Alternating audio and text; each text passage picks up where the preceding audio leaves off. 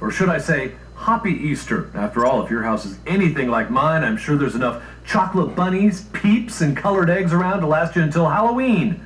Or at least until the end of this show, which I must confess has a few treats of its own.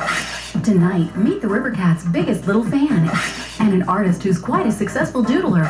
There's food you just gotta have and wine you just gotta taste.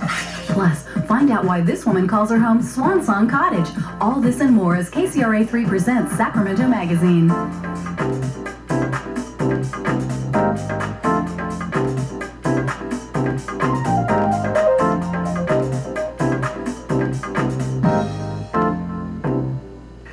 If it's April, it's time for baseball. And for RiverCats fans, that means there'll be lots to cheer about over at Raley Field once again this season. Now, we've all met our share of sports fans. Of course, they come in various shapes and sizes. And in our first story tonight, we'll meet someone who we think is the biggest little RiverCats fan that we know. Well, if you're a RiverCats fan and you can make it out here to Raley Field, great. But if you're 7 years old and nothing matters more to you in this whole world than the RiverCats, you better have fresh batteries for your radio. Should I hit the ball? Yes. Should I be good in school? Yes. Do I like the RiverCats? Yes. Meet Pierce Edmiston. His room is a shrine to America's favorite pastime.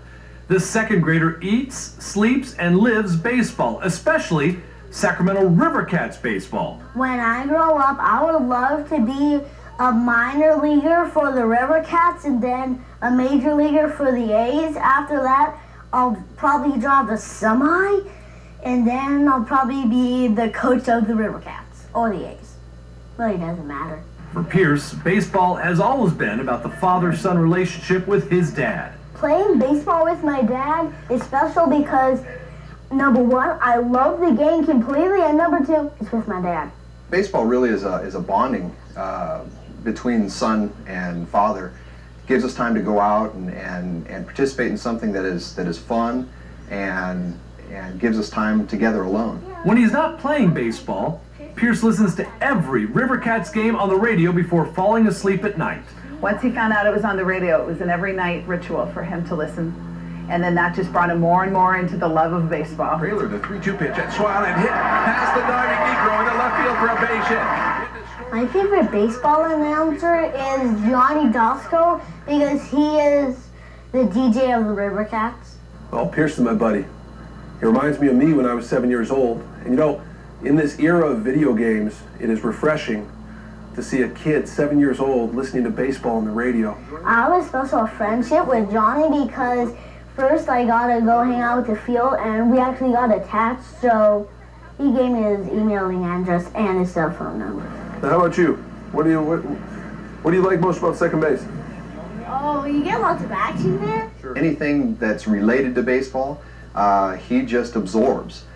With listening to baseball with Johnny, I wish he listened to me as much as he listens to Johnny. Hey, buddy, good seeing you. Take care of yourself. All right. See you soon. Okay.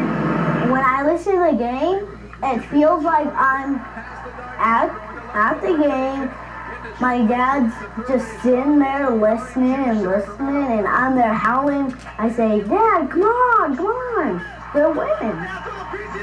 It's like that.